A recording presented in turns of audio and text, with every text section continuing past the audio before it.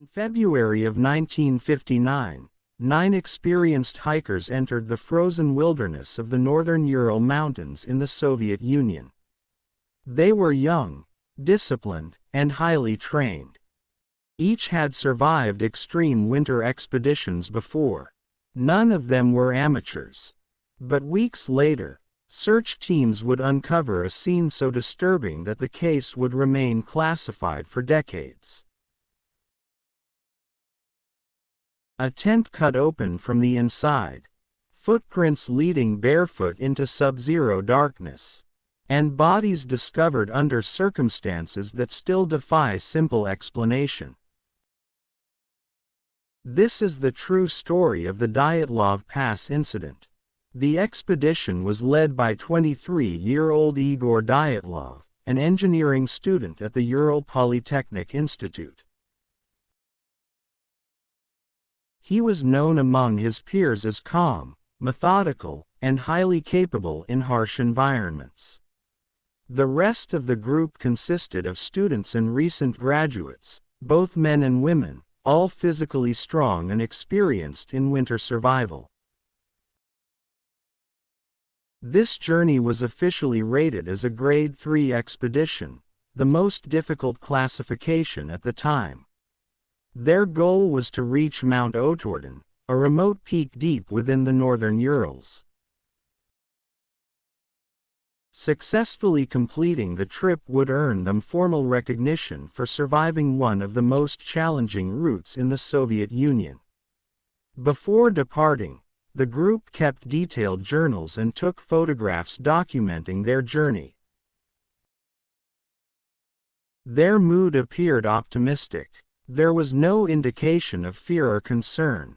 In late January, they began traveling north by train and truck, eventually reaching the last inhabited settlement before the wilderness. From there, they continued on skis into a vast, frozen landscape where temperatures routinely dropped below -30 degrees Celsius. As the journey progressed, conditions worsened. Snowstorms reduced visibility, winds intensified, the terrain became increasingly difficult. One member of the group, Ural, began experiencing severe joint pain and health complications. On February 28, he made the difficult decision to turn back. It would be the last time he saw the others alive. The remaining 9 hikers pressed forward.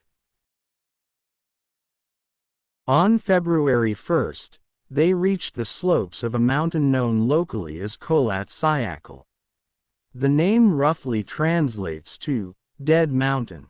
Later analysis suggested they could have descended into nearby forested areas for better shelter. Instead, they pitched their tent on an exposed slope, high above the tree line. Why they chose this location remains unclear. That night, something happened. Something sudden. Something powerful enough to force them out of their tent. Something that made trained hikers abandon warmth, supplies, and safety in one of the coldest environments on Earth.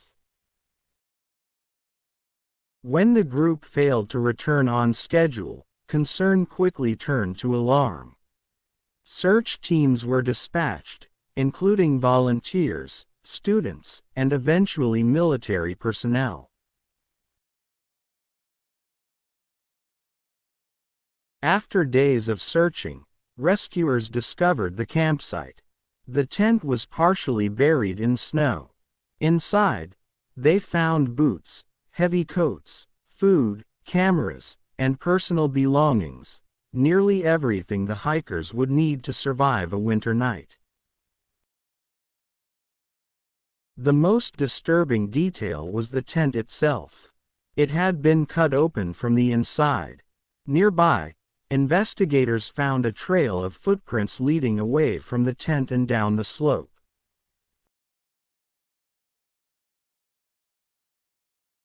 Some prints were barefoot, others were in socks. A few showed signs of only one shoe. There were no signs of a struggle. No chaotic movement. The footprints suggested the hikers walked, not ran, calmly into the darkness. About a mile from the tent, beneath a large cedar tree, searchers found the first two bodies. They were dressed lightly for the conditions and were barefoot. Their hands showed signs of burns and abrasions, as though they had attempted to climb the tree or start a fire. Between the tree and the campsite, 3 more bodies were discovered. Their positioning suggested they were attempting to return to the tent.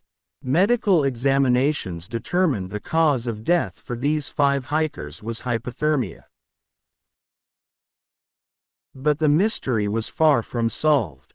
2 months later, when the snow began to melt, the remaining 4 hikers were found in a ravine covered by several meters of snow. Their injuries shocked investigators. One had a fractured skull. Another had multiple broken ribs. One woman was missing her tongue.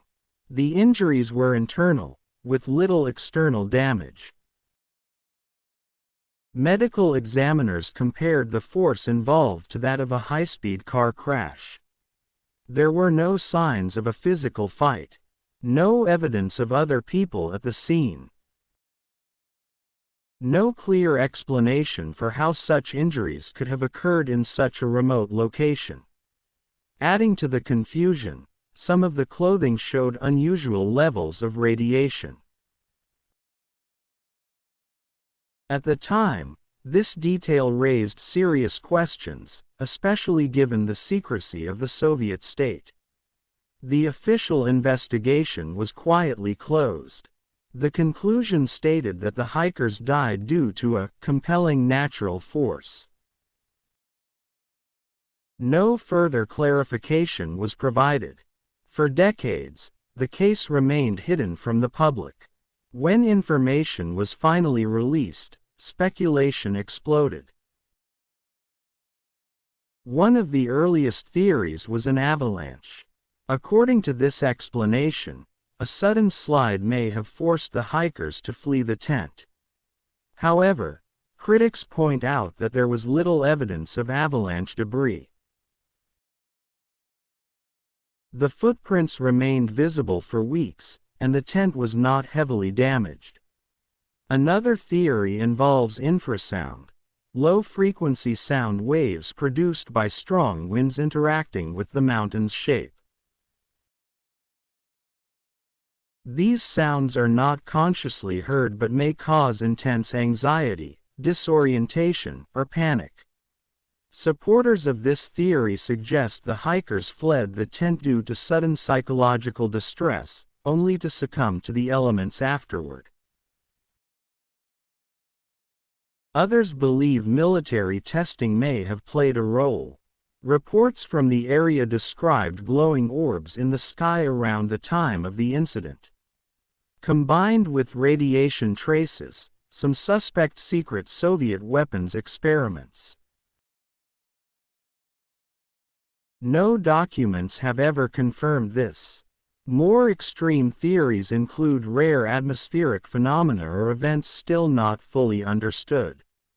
In recent years, renewed investigations using modern science suggest a combination of extreme weather and a small slab avalanche may have occurred. This could explain both the flight from the tent and some of the injuries. But even this explanation does not account for every detail. More than 60 years later, the Dyatlov Pass incident remains unresolved.